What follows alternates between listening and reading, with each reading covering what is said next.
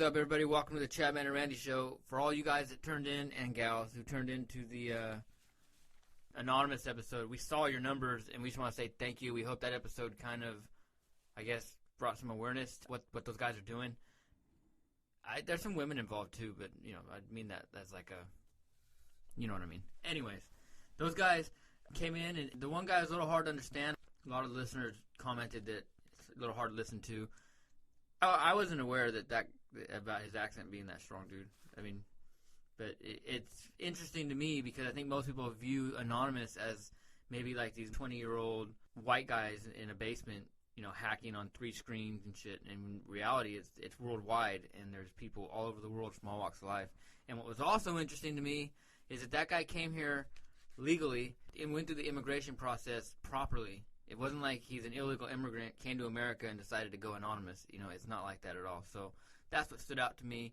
I hope you guys enjoyed that and kind of got a little bit of maybe the smoke cleared out. Well, we had discussion about it with the guy's accent, and we both decided, like, editorially that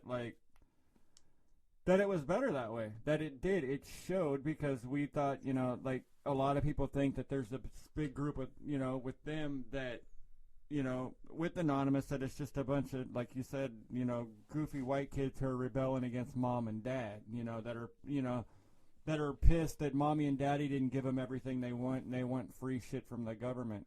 And I've seen now a million arguments back and forth on our pages and everything else like that between them, and you don't. We're not even, like, again, we said we're not telling you what side to believe or who to believe, but like with any story, there's a little bit of truth in and there, and it doesn't hurt to shine light at stuff. No, and it doesn't hurt to want to ask questions and want to have certain things revealed to the public. So I'm completely in favor of what they stand for. We're always going to have differences of opinion, I think, with any kind of group. What stood out to me is that out of everything people could have complained about, if there was anything to complain about, it was that the one guy's accent was pretty strong. That's like the number one thing that came out. It's like we have Anonymous on our show, which first of all everyone thought was bullshit, and I think probably 10 minutes into the episode they realized, okay, no, this isn't bullshit. These guys are for real. And the one thing that came back from it was, well, there's 2 things. Number one that stood out is the most comments we got were this guy and his accent, which if that's the main thing people are complaining about, then that means that people actually listen to everything else. The second thing that stood out was, I don't want to name the guy by name, but I guess these guys did a rally here in Bakersfield, and...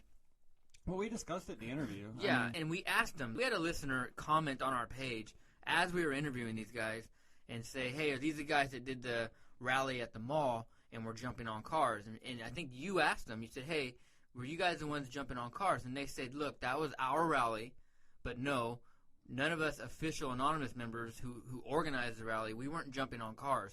People show up with masks and act like fucking assholes, just like anything else, man. If you have a Tea Party rally, or if you have People get brave in groups, and especially if you have an anonymity involved. I mean, it's like the internet. There's a lot of fucking internet tough guys out there, too, that, you know, they decide that they can be not known, they can hide their identity, and they just get that group mentality just to pile on something. Well, this particular listener, up until last night when I went to bed, still wasn't letting it go, man, and he was going back and forth with some of these. Didn't it seem like they'd get ready to drop? Like, you'd read the thing, and they're like, all right, they're done, and then, like, I'd be at work, and I'd check my phone 2 hours later, and there's 7 more comments. And I'm like, this fucking guy will not let it go, man. He said they were targeting him.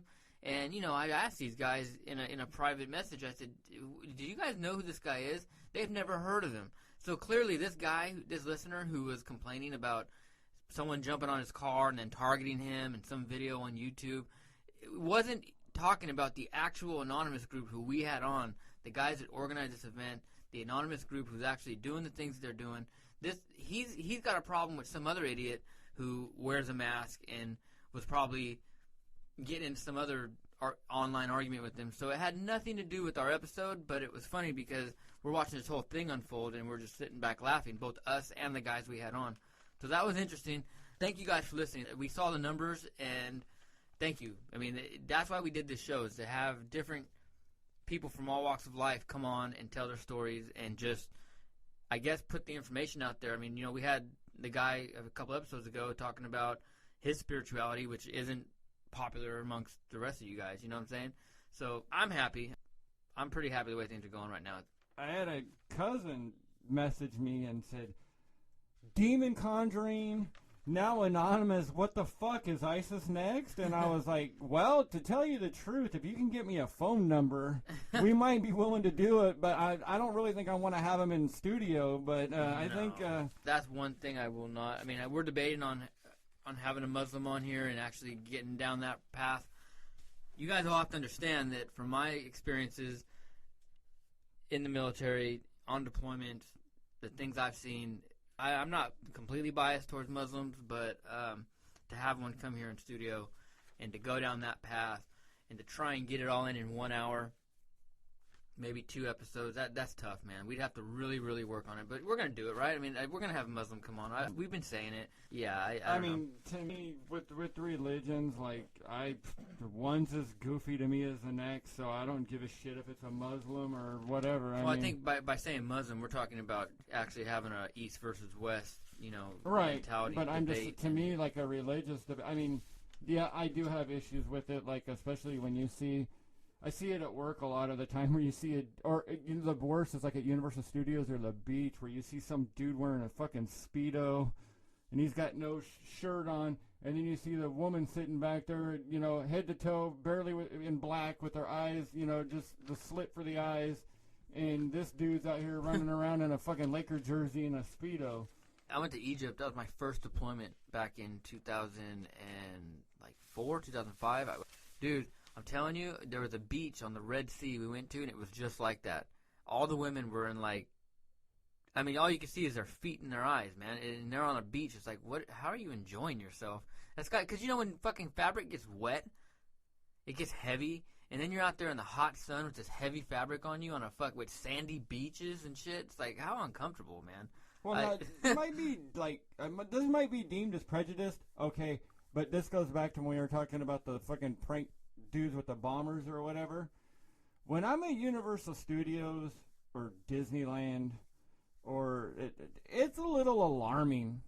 Just when you see that, yeah, dude, it's there, and you're like, oh, are you gonna turn your head? Fuck yeah, man.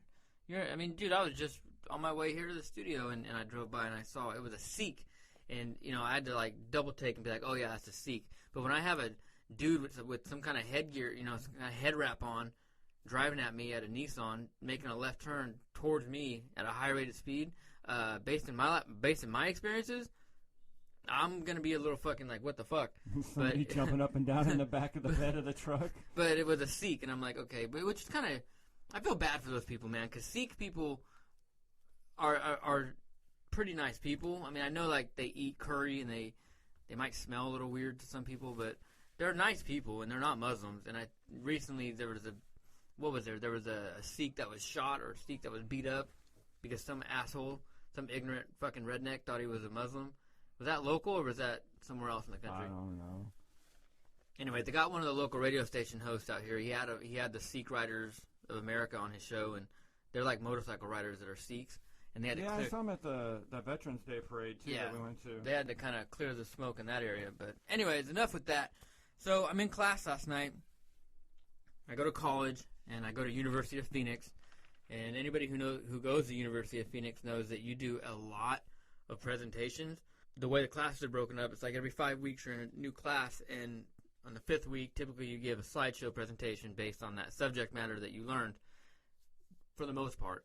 And I'm up there. Our assignment this week was you had to do a slideshow on your story, like where you come from, where you see yourself in 5 years, and how technology is going to play a part in it. So this was pretty cool for me because clearly I host a podcast with Randy, and technology plays a huge part in what I'm doing. So I was excited for this assignment. I didn't want to go first because while the other people were giving their presentations, I'm kind of cleaning mine up. And anyway, so I go in there, and the guy goes before me, and you have a lot of veterans that go to University of Phoenix where I'm at. So this guy goes up, and he stands in front of the class, and he gives his presentation. His very first slide, he was born in East L.A. It was the coldest day in Los Angeles when he was born. Okay, now he's 28 years old. I don't remember the coldest day in Los Angeles being, and I know he's 28 because I looked at his birthday and I said, okay, this fucker's 28 years old. Look it up on your phone real quick because he said it was the coldest day in Los Angeles. Well, I mean, what was it? The day he was born. 50 and balmy? I mean, fuck. What is? Yeah, so I'm thinking to myself, how cold could it have been? I walked to school uphill both ways in 9 feet of snow. So I'm like, okay, wow, that's crazy because I don't remember the coldest day in Los Angeles being in my lifetime. I mean, maybe, but I don't, you'd think that'd be something that we'd be kind of familiar with being an hour and a half north of L.A. Anyway, so then he goes on to say that the hospital he was born in was... Lowest temperature recorded in downtown Los Angeles, December 23rd, 1990, when the low temperature dropped to 34 degrees. Okay. Well, so what would that make that? 26? 26. 1990, so that would make him, what, 26? Yeah. But I don't remember that. I don't remember that being the coldest. You would think that would stand out to me. I wouldn't really. But the lowest temperature recorded downtown was 28 degrees in 2013, it looks like, so. Okay. Well, then he goes on to say that while you're at it, look and see if there was a hospital that was closed down because it was haunted, because of paranormal activity. Because this guy's like, the hospital I was born in bullshit was closed down due to paranormal activity. And that was what got my attention. I look up and I'm like, wait a minute, what did he just say? Because they were filming the movie there, maybe. And I'm thinking to myself, with all the ghost shows that have been popular in the past 12 years, okay, all the paranormal activity type shows out there, the Ghost Hunters, all them fucking shows that we've seen on all the History Channels and Discovery and all them fucking stupid fake shows. Okay? Linda Vista Community Hospital, originally called the Santa Fe Railroad Hospital, is a former hospital, blah, blah, blah, blah. The hospital was built for railroad employees, and property was purchased for, she could have got that for a measly $5,500 whenever it was. After its closure, the hospital became a popular filming location for horror-themed productions. But it wasn't closed down due... Dude, if it was closed down due to the fucking fact that it was haunted, they would have shut it down and it would be tinted off like Zod's spaceship was in Batman vs. Superman. Right. Because it would be a find.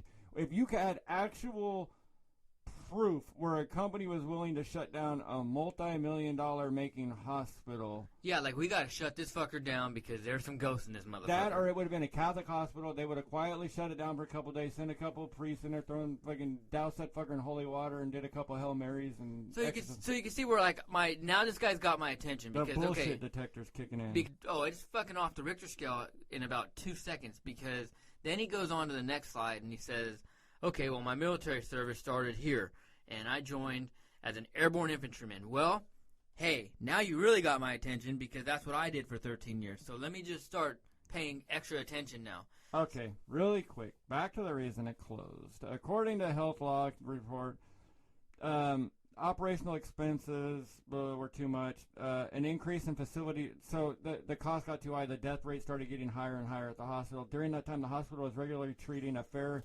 number of gunshot wounds and stabbing from local neighborhoods, which affected its mortality statistics. An increase in uninsured and underinsured patients forced the hospital to close its emergency service department in 1989. Quality of care at Linda Vista Community Hospital continued to decline as doctors moved to other hospitals. In 91, the hospital ceased operations. Okay. So, but it did not close down for any reason due. In decades since its closure, it has become the center of several paranormal investigations. The most notable investigation was initiated by Ghost Adventures, where the crew stayed a night in the hospital. Since that time, it has been used primarily as a filming location. Okay, but it was not closed down due to paranormal activity. It's not like they shut the motherfucker. It was like every other business in the fucking world. It was shut down due to lack of money and poor performance. Okay, well, this dude stood in front of the class and said that it got shut down because of the fucking paranormal activity. He says it's the only place that's been shut down due to paranormal activity. So, okay, like you said, my bullshit meter is like fucking, it's kicking now. So then he goes on to his next slide, and he starts saying how he became airborne infantry. And I'm like, okay, cool. Now you got my attention because that's what I did for 13 years. So he starts talking, and he listed his basic training company, when he graduated from there, and that he went to airborne school the same day. Now, yeah, technically when you graduate, you'll get shipped over to airborne, but you don't start airborne school. It's not like you graduate basic training and then you immediately report to airborne school. Hold on. So it's not like Top Gun, like where you're in graduation from Top Gun school and the pager goes off and they're like, hey, you're going to the Middle East. And you're like, no, dude, you can be my wingman. Yeah, and then you fight. Next thing you know, you're in the fucking Indian Ocean. You're in the fucking sweating in the Indian Ocean. No, fuck no. Hell no, dude. That's not the way it works. So this guy, something don't add up, man. Then he goes on and says that he was a sniper and that he went to sniper school in Hawaii. Well, there are schools that travel, but the main schools like airborne school and like sniper school, you're going to go to Benning for that. So that was some bullshit to me. Didn't fucking agree with it at all. I went and asked, and then he said he was a sniper instructor, which, you know, a lot of my good friends here in Bakersfield, Zach was a sniper instructor. Never heard of this guy, didn't know what he was saying. Long story short, I think this guy was bullshitting, man, because somebody else hit me up because I started asking people in a private group on Facebook, a lot of these other veterans in town, just asking if they knew this guy, and no. They didn't know him. One guy knew him by name, said he went to high school with them, said this guy was supply, and then he never went to fucking sniper school. He never went, didn't do any of this shit he said he did. Really pissed me off, man. But here's what got me going, is that when this guy was done, everybody started clapping for this guy, and he said, yo, what a great slideshow, what a great presentation. And it just pissed me off. I didn't like that people are so quick to give praise to somebody because they don't know anything about what he's saying. They just hear the words coming out, and they're like, oh, man, what a hero you are. Thank you so much. But they don't know that he's fucking exaggerating, okay, and he's fucking probably lying about half the shit he's up there saying. Because here I am, I go up next, and in my slideshow, I have actual pictures of me in my dress uniform with all my shit. Me in fucking combat, you know, in a combat zone, take, you know, pictures I posted. Like, I literally walked that walk. And this guy didn't show one fucking picture, not one, of anything of him in his uniform or anything, doing anything. But people are going to clap for this fucking guy. Now, I'm not asking for any kind of applause, but I know bullshit when I see it, right? I kept my mouth shut because it wasn't the time, wasn't the place, and I've tried to walk away from the whole veteran scene since November, so it is what it is. But what got me thinking is that while I'm doing this, we had Trayvon Martin's dad. If you don't know who Trayvon Martin is, let us remind you. He's the fucker that George Zimmerman shot in Florida, and he was a black kid, and Obama got involved, and the Justice Department got involved, and it was a big deal. It became a big racial thing. This is pretty much what kicked off the racial divide in America, right? Was this Trayvon Martin death? I mean, it's always been there, but the modern, I would say, the beginning of the Black Lives Matter, that movement beginning. The current racial divide in America was started with the Trayvon Martin shooting, right? So, really quick on that, though, I don't know if it really started it, but it put, the light on it, and then it seems like once a light happens on something, you know when you're, asleep at night and you go, oh, shit, did I hear a noise outside? Was there something going on? And then all of a sudden your mind starts fucking with you and you start hearing it.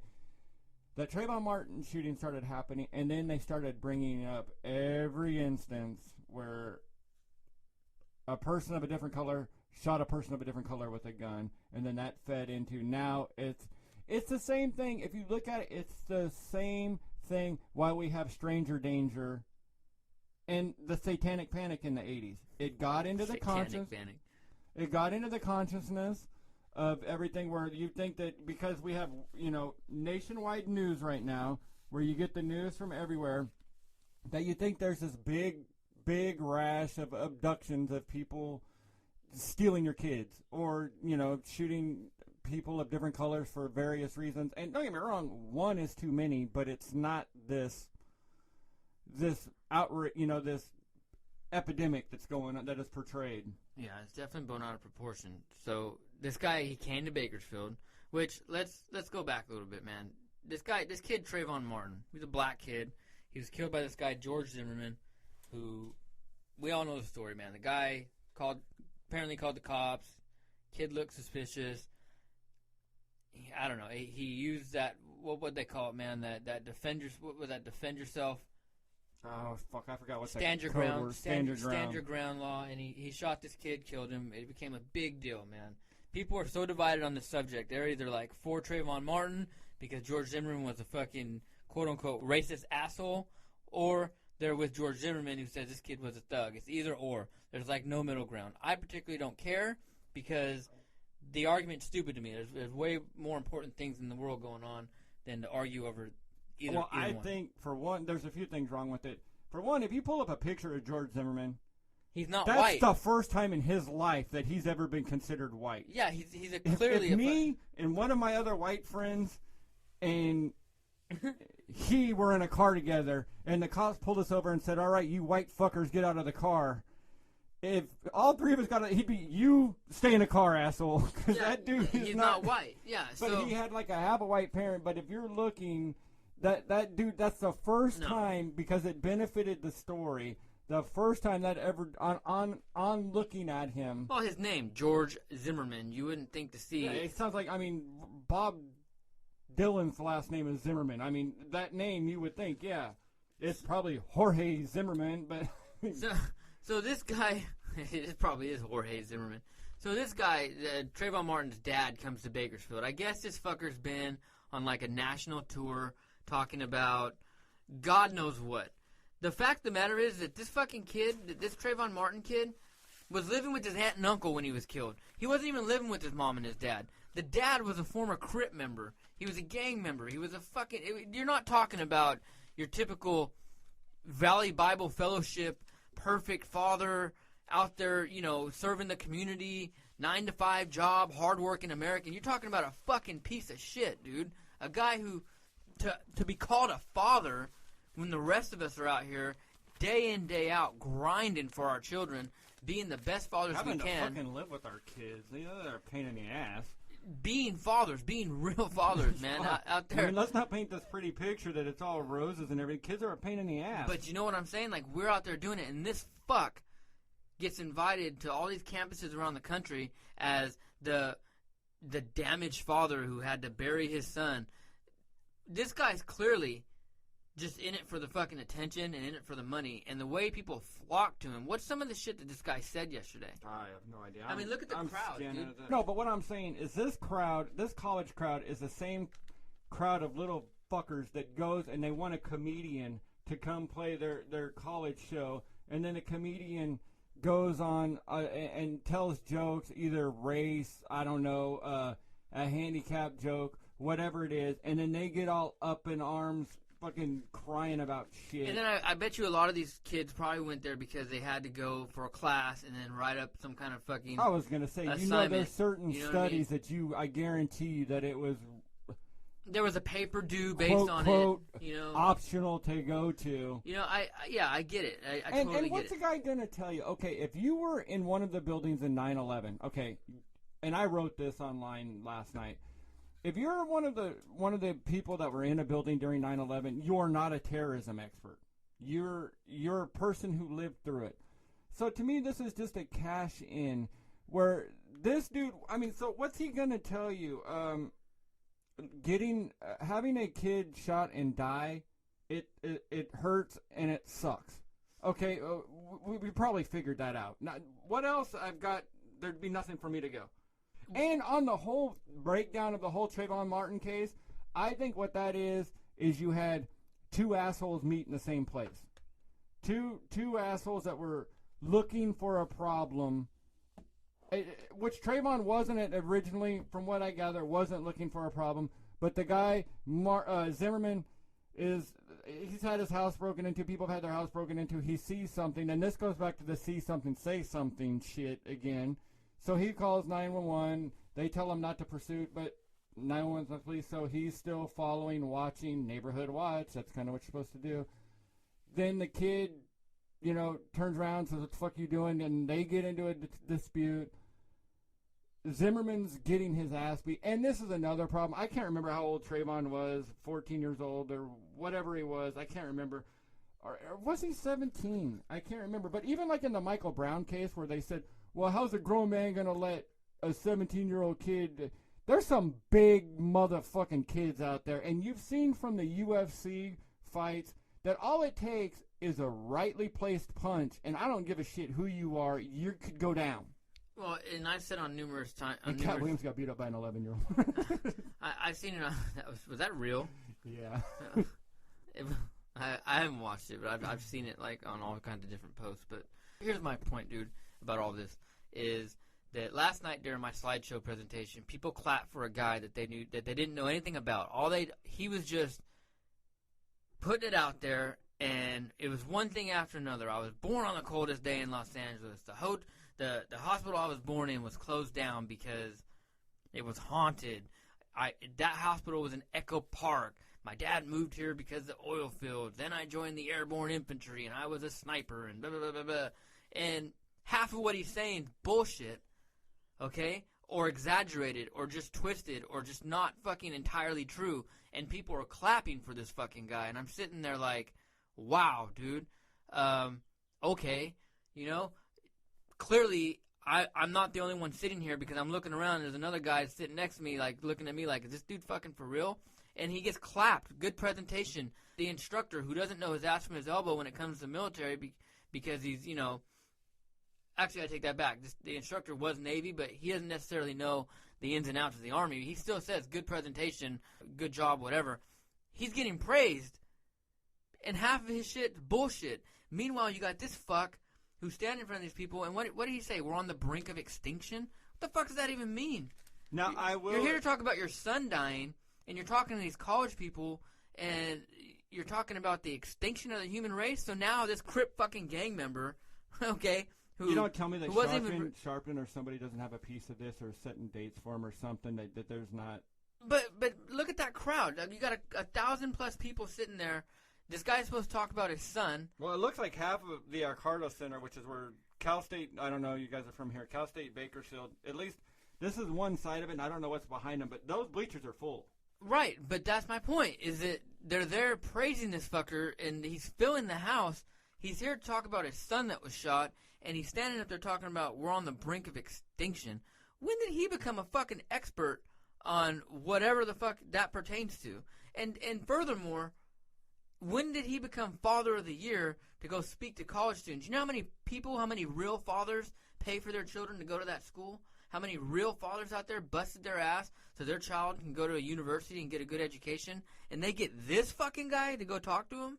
I'm sorry, man. There's a problem with people and the way they accept people to come and give their opinions. And it's the same thing about that fucking dickhead at Bakersfield Rocks the Fox who went, that Patriot bail bond guy, TJ whatever, running for mayor, how he goes in front of our crowd, veterans, with the veteran band behind him, okay, talking about, let me tell you a thing or two about patriotism. Who do these people think they are? You need to whip, like, there's certain things that I think you need to whip out a credential on to be able to speak on. I mean, I will agree with him. I'm kind of reading the highlights of what he said here, and he says that part of, this is Trayvon Martin, or Tracy Martin, I'm sorry, the dad, saying that part of the problem with society is that, and the way basically he said, that you can't whoop a kid's ass anymore. And I can agree with that the point, what would have been just called a good whooping back in the days now is child abuse. But I do read then where somebody came in here, where I guess somebody spoke before him or something. I'm just reading the highlights here where there's a guy in here that kind of, not Martin himself I don't see, but that somebody tied it into the police shootings here in Bakersfield. Now, I don't understand where one ties in with the other.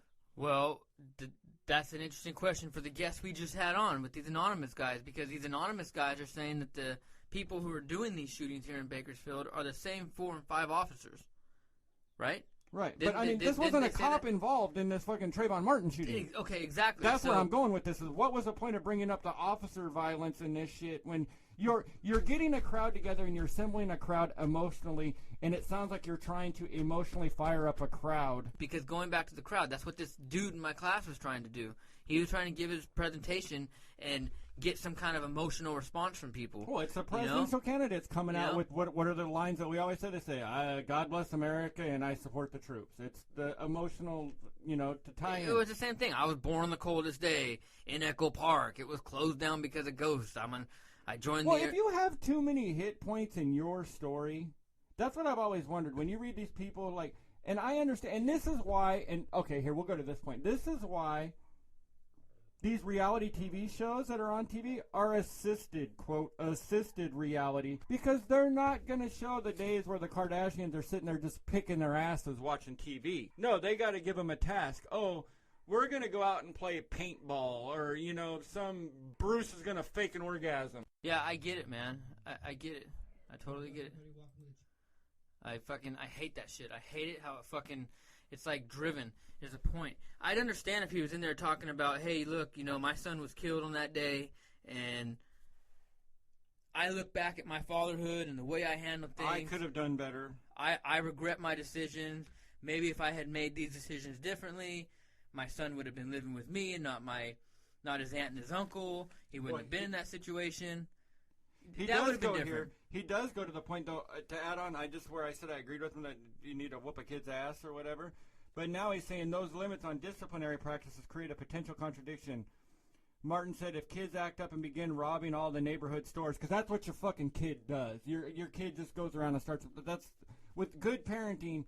The natural progression is, no, maybe your kid throws a rock through a fucking window. Maybe your kid goes and spray paints something, does some goofy little shit. But when you first go to, if your kids act up and begin robbing all the neighborhood stores, if that's the baseline where you're starting with, that's just a little bit acting up, maybe there's a fucking problem right there. But then he says, so your kids start acting up, and then the police tell you that you weren't a good parent because this happens. Well, you wouldn't let me be a good parent because then it would have been child abuse. If your baseline where you start needing to get involved with your child and that a little bit of acting up is robbing the neighborhood store, you need to lower the bar on what's fucking, or raise the bar on what's acceptable behavior. Yeah, that's it. I mean, because there's a system to discipline your child for that. But you don't want. How many kids in that audience do you think can relate to that guy in any kind of way? How many kids in that honestly? I guarantee you, I'm willing to bet you money that there was people like brought to this from East from lower income areas and stuff like that. Lower income parts of the town. Okay, so which is not a bad thing necessarily either. But the fact is where you're saying is you're not willing to take fucking blame. It says Martin hinted at his personal background of violence after the lecture. Why after the lecture? Because that's the point. That would ruin his narrative. That would ruin the whole thing. Because who wants to go sit here and watch that? They want to fucking play this guy out to be the victim when this guy was a fucking piece of shit, dude. You know, the fact that he was called father. You know, let me tell you something about the word father, okay? And this is just my own personal experience, right? I have a stepdad who's my dad, okay? He's my dad. But you know, to this day, I'll never call him dad. That's not because he hasn't deserved it or earned it in my eyes. It's just because when he came into my life, I was already a kid who had already gone through a large part of my childhood with no dad. So even though he's been there for me and I see him as my dad and I refer to him as my dad, I just don't have it in me to call him that because of just... I do with my stepdad on special occasions because, I mean, he came in like when I was 11. Right. Yeah, and I was about the same age too. So I went from my dad died when I was 4.5. Yeah. So I went from 4.5 to 11. With no dad. Right. And then my stepdad came into the picture, and he is referred. I will buy him a Father's Day card. Of course. I will do all that shit. And he was that later. He was a dad, yes, but he was also like one of my best friends and like a mentor type thing. I mean, fuck, me and him would go to Vegas trips together, and I mean shit like that. And right. Had a great time with him and learned a lot from him and everything. And he is, I mean, if it really came down to it, those periods of time, like you're growing up, that was my Uncle Ronnie, man, because I spent summers, holiday vacations over with them. You know, that was the male dude in my life at that real young pivotal age. I got it. Yeah, I got it. And with me, it was the same thing. My father was my grandfather's and my uncle's. I was about 8 when the man who would be my dad today came into my life, and he's busted his ass. He moved us here to Bakersfield. He started a business. He's the hardest working guy I know. He's got the biggest heart. He's such a good role model for me and my kids and my nephews and my nieces. I mean, he's just an amazing man. He's my father. But for whatever reason, I call him by his name. I don't, and that's just because I really honestly can't even put my finger on it. But this guy was a fucking thug. He was a piece of shit. He was never there for his son. He was out there fucking on the streets. And now he's being referred to as this father figure, as, oh, my son's gone. You know, bring in Trayvon Martin's father. For those of us that truly wake up every morning, deal with our kids, try and be good parents, be a good father, that's so disrespectful to us real men. I'll give him some credit here, though, too, because I'm reading some more, and it says, when addressing violence in the black communities, he pointed the finger at the entire country. It's just not black lives that matter, he said, it's all lives that matter. Why is it Black Lives Matter so important? Black lives should have began mattering 200 years ago. Shaking his head, we're on the brink of extinction at the way these shootings and killings are going on. We keep the funeral homes and the penal system in business. When are we going to wake up? I'm a realist, and we can't sit up and scream that Black Lives Matter at any other ethnicity if Black lives don't matter to black people. Okay, I agree with some of that. However, he's contradicting himself back and forth because right. he won't take the blame necessarily either. Yeah, he's contradicting himself, and while that's true, okay, why is it that today, man, in 2016, we're still talking about slavery in 1865? I know that in the big scheme of things wasn't that long ago as far as the human race has been around. You're talking not a blink of an eye in the way of history, but, you know, that's in the past. You're gone. Talking 3 generations, you know. 3 generations, it's gone. There's equality. If there's racism in America, okay, that's on an individual basis. There's no groups out there who are implying such racial hate that people are literally having to sit in the back of buses or not go to schools. When I turn my TV on, every channel I turn on, there's people of different races. I mean, look at athletes. Look at movie stars. It's there. It only seems like this race issue has been brought up, and it's just fucking thrown in our face. I'm not racist, dude. I don't know anybody in my life that's like so fucking racist that they want to put somebody else out because of the color of their skin. I don't know anybody like that. The problem is, and society we have anybody who's deemed, like the Klan comes up.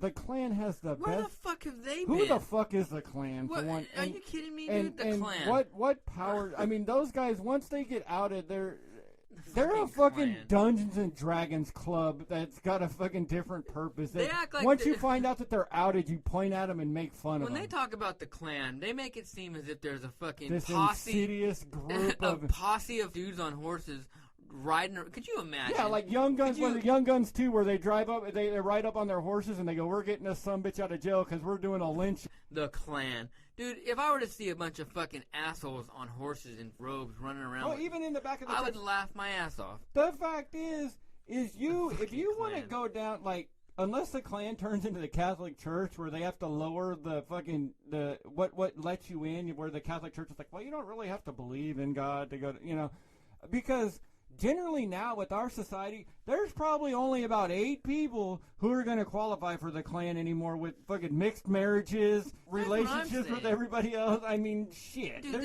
exactly. And okay, who already... Damn it, I'm disqualified. Fuck. My kids killed it. All these Klan members, they must not watch any sports.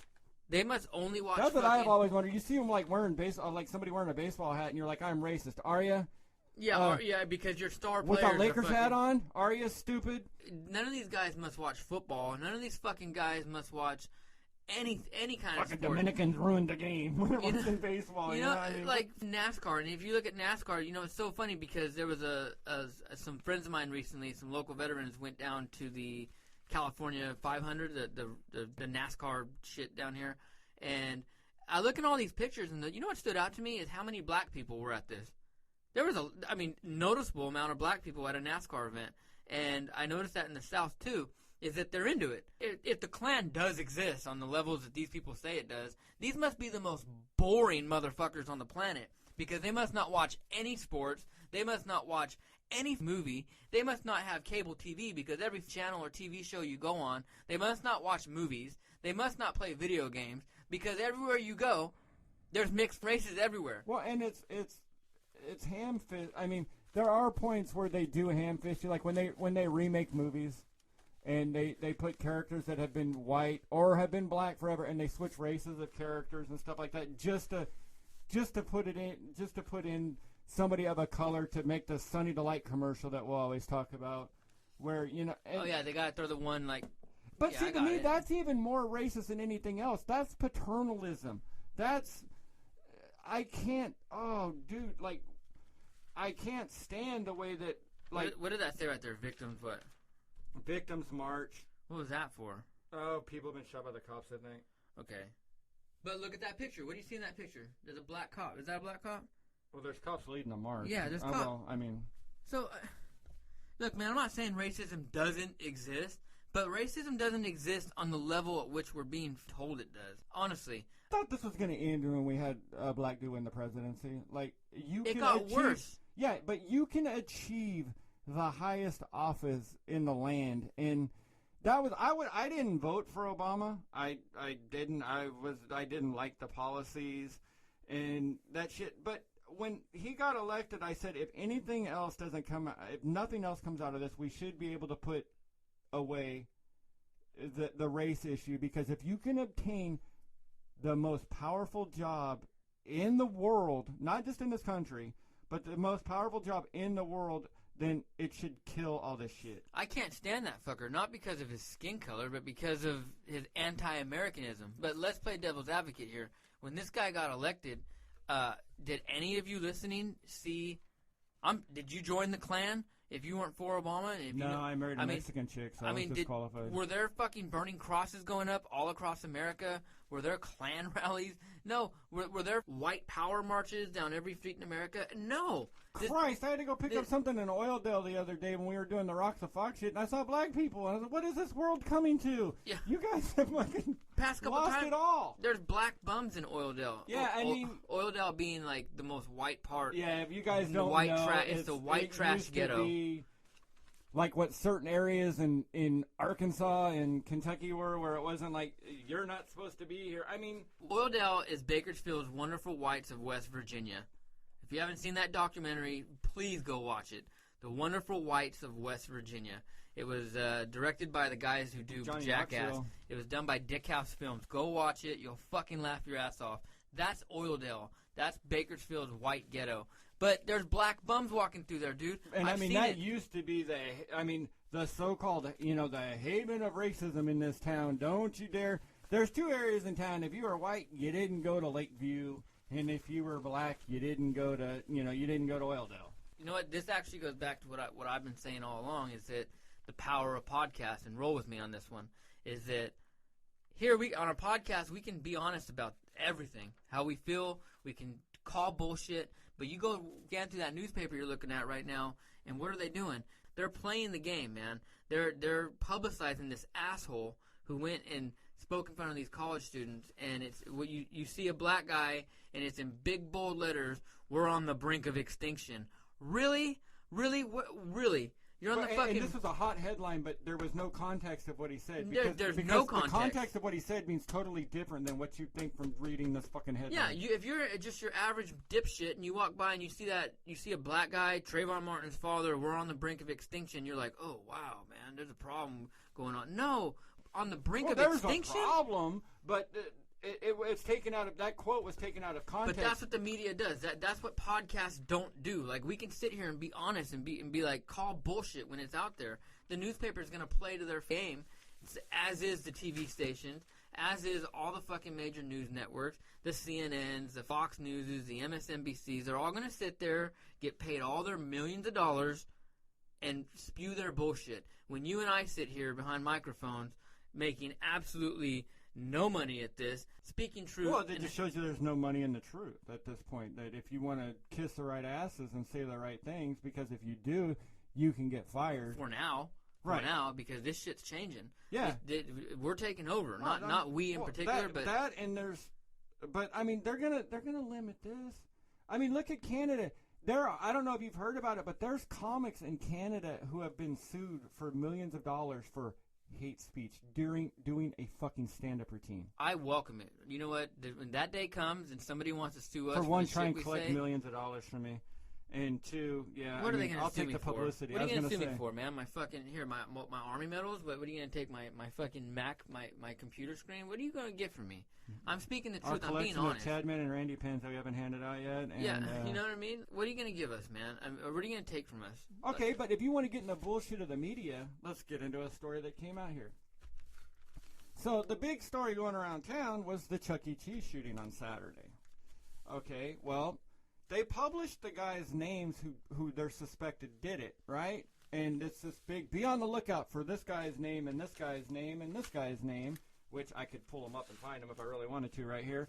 But, so we're supposed to be on the lookout for these guys who are brazen enough, who are fucking rabid enough to fucking shoot up a fucking, in front, to get into a gunfight in front of Chuck E. Cheese. Where was the description of the guys? There was none because it was names and ages.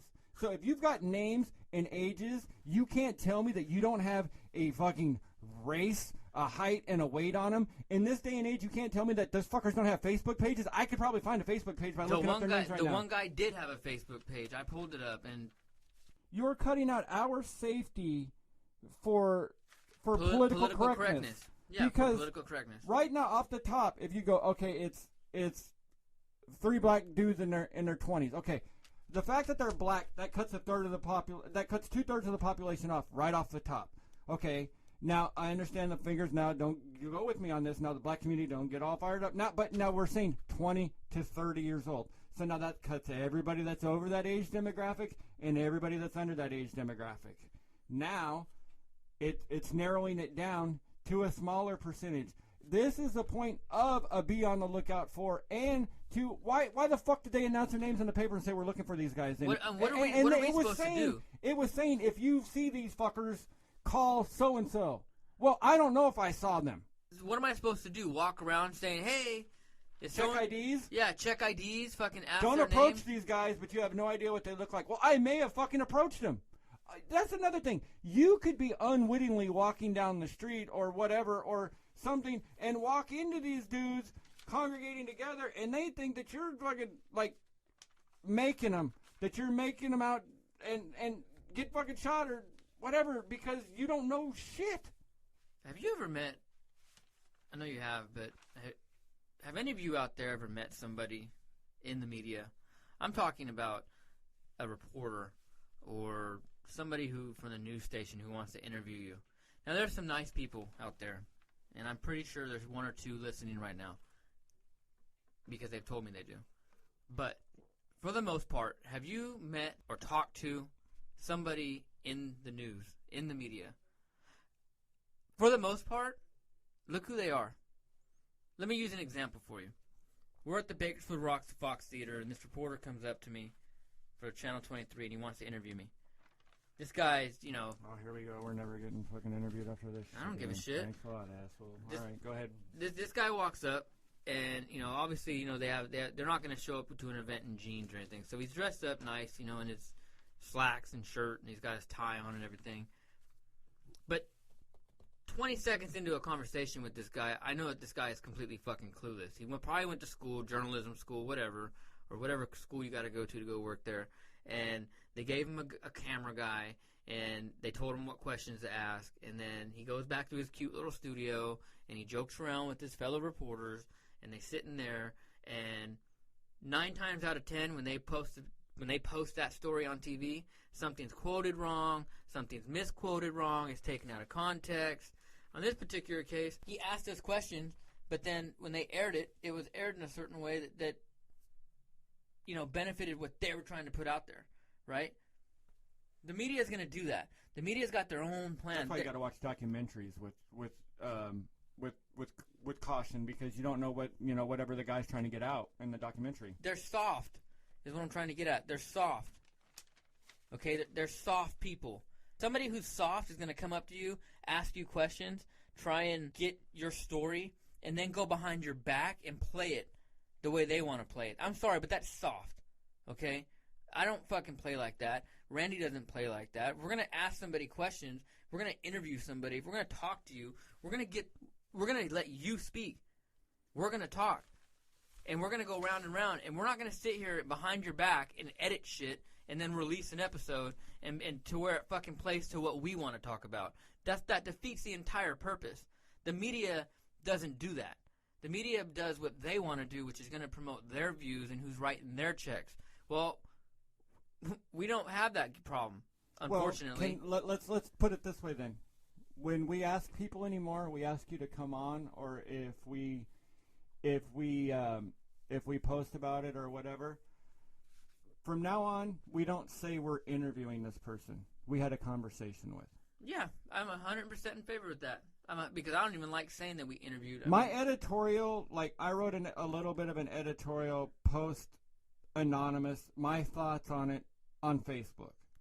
That's where you're going to get more. I mean, and I'll give you some of my thoughts during the interview, but that's why we're having a conversation. Because if it's an interview, then we're just asking questions and letting them answer. Right. So we're doing conversations. Agreed? Yeah. I mean, I hate that interview. I mean, I said it, and I think when I post when I post everything, I do say, hey, we interviewed this person, but I haven't liked using that term because even when I was doing it, even when I was saying it, I feel like I'm Dan Rather or I'm one of these piece of shit Fox News reporters or CNN correspondents. Well, it's too formal for one. Right. And I don't think that I'm qualified to say that I'm a fucking interviewer. Right, exactly. And I never liked saying it. And this is where we went back to like somebody having a degree or like your credential to come out and talk about patriotism, to come out and talk about fatherhood. I don't have the credential to say that I'm an interviewer. Yeah, and you know, it's funny because I had another class at this school with a guy who worked for a local TV station, and we were on a break, and the guy walks up to me, and he goes, oh, is that your podcast?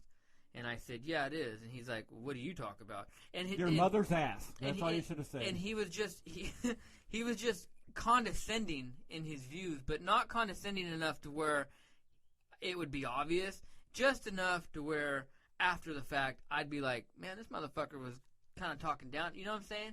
Like, I got it. I've dealt with it, but I usually, like, your mother's ass answer is kind of what comes out when I say, when somebody, first I'll go in general and I'll be cool and be like, you know, various things, conversation, what's going on in the world, from whatever, like, and I said, shit, conversations we have in a truck, it's like in a bar, you know, we have, but then, if I get that other question that's a little bit, then yes, it's your mother's ass. That's where it goes to. This guy obviously knew he'd been in class with me for 4 or 5 weeks, so he knows, like, what I'm about.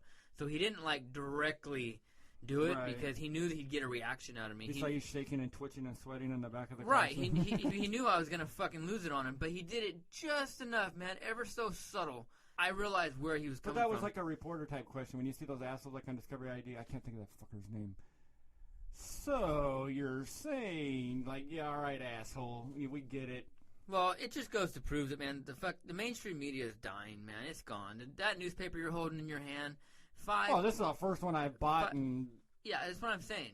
And the only reason you bought it is because we stopped on the way to the studio, right, to get it, and you were like, fuck it, I'm going to read about this shit, right? You've never bought a newspaper into the studio. No, you know? I just picked it up as a goof. I mean, to tell you the truth, I was half surprised, like, because there's a lot of stores you don't even see the fucking paper anymore. I was half surprised in this weird magazine form of it, and I mean, the mainstream media is dying. You know what? If you're involved in it, look at this paper. I want to look into a new career.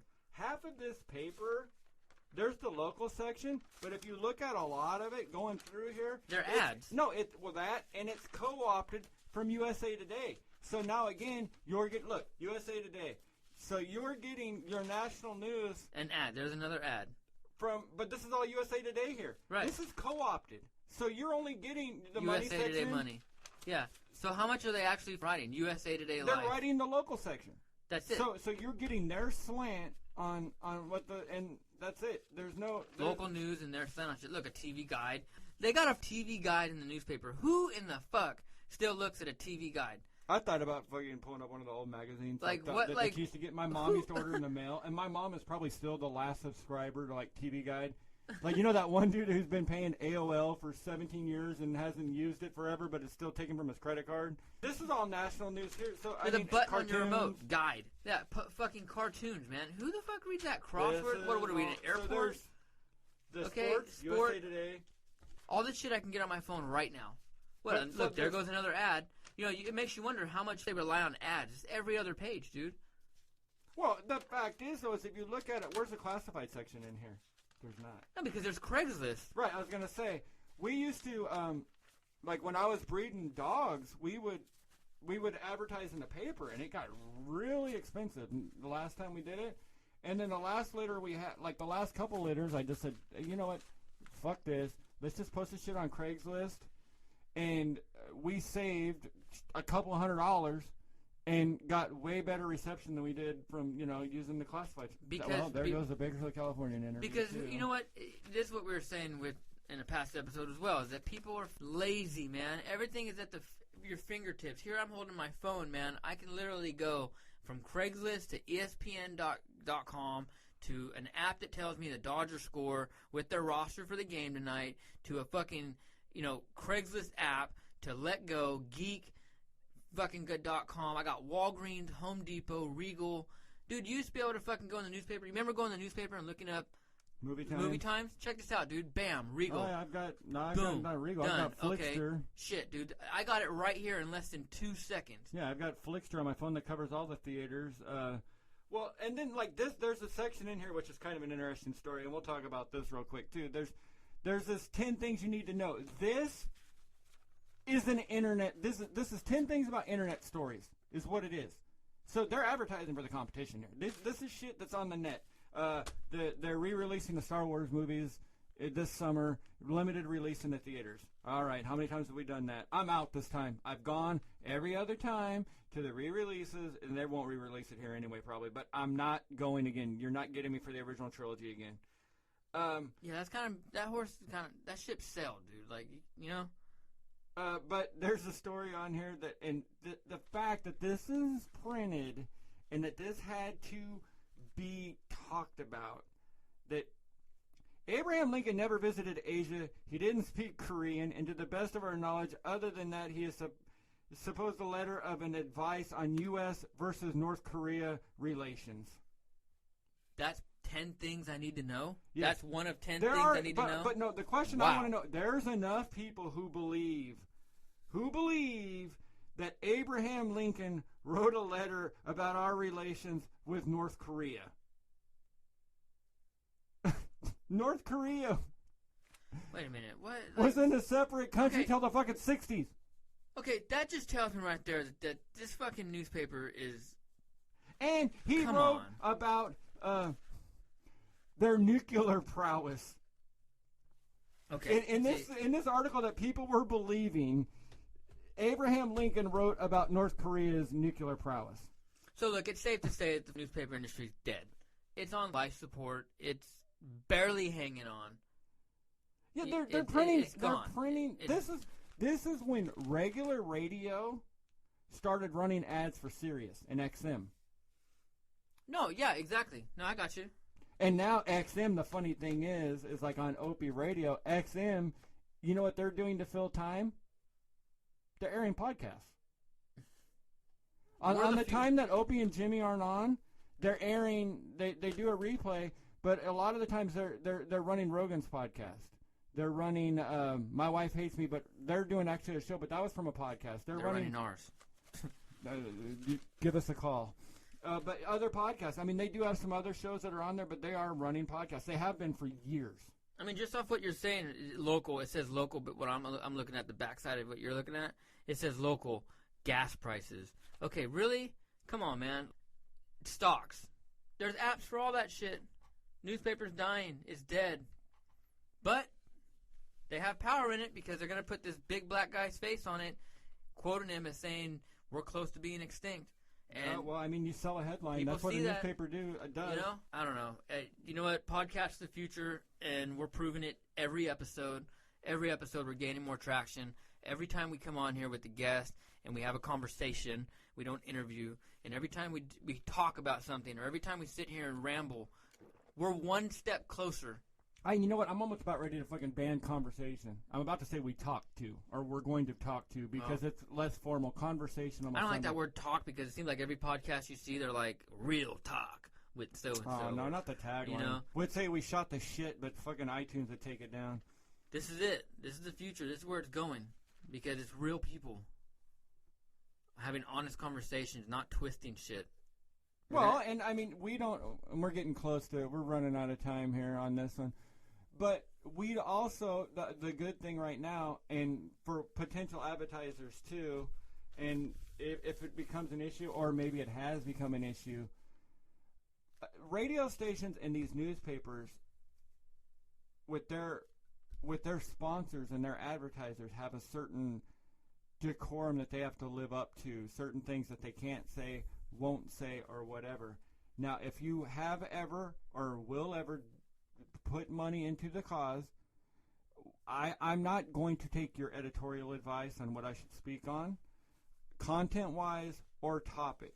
Well, we can have you come in to do an interview, but other than that, now what you can do, what your power is you cannot send us any more checks. You can pull your advertising, and that's fine. Thank you for your time served. Have a good day. But I am not, and just make it clear, am not taking advice from people, because everybody's sitting there, not saying that we're fucking geniuses at all, but everybody's sitting there listening to this, can tell you that you should have said this, and you should have said this, and you should ask them this. But it's a lot different when you're sitting here with the mics on, when you're thinking stream of consciousness, either just us shooting the shit or having somebody in front of us. So, yeah, anybody can fucking watch a UFC fight and say, hey, I should have put a rear naked choke on him, should have gone with the right hook, should have jabbed him. Really? Get in there, motherfucker, and do it. Well, it's and that's real what we're time, doing. though, but I mean, it's real time. It's different, and you're trying to play off of somebody else. And when you're sitting in your car, when we've already laid a topic out for you, it's real easy to say that somebody should have said this. So your advice is not. Hey, comments on the show are fine. But just because if you've sent us, or you're thinking about sending us money, or you do in the future, it doesn't mean that I'm changing content-wise. I don't, this is our show. We do this. We say what we want, and we're not driven or bought or paid for or fucking, there's no puppet. Because I'll return your fucking check. I'll return your check and fucking throw it in your face, man. This is free speech. I don't think we're not going to talk about it either, though, too. I mean, how long have we gone on a fucking interpretive dance bit? I mean, shit. I don't like when my wife tells me what to do. I had to figure out a way to get it in, and finally did. We're gonna be okay. All right, so hey, look, man, podcast is the future. We've proven it. Free speech, man. Don't buy into this mainstream media bullshit. Yeah, this was our first official. Oh fuck! Go ahead. This was our first official jab at the mainstream media, because it's going to the point now where it's a little bit too far, man. So hold on, really quick. Fuck this. You want to talk about somebody trying to get a fucking headline and to catch your attention? Read that fucking headline right there. Just read what it says. Rape matters. Catching rapists does too. Now Diamond. I didn't read the context of the story, but now if you want to talk about something just trying to catch your eyes and to play off of the Black Lives Matter thing and to use catchphrases again, here we go. I love the troops, God and country, and all that shit. But now, don't tell me that you're not just trying to shock us and grab our attention. Shut this show off before I fucking light this paper on fire in here. Rape matters. Okay, well, there you have it, man. Mainstream media is dying. We're done. Adios. This is the Chadman and Randy Show. Out.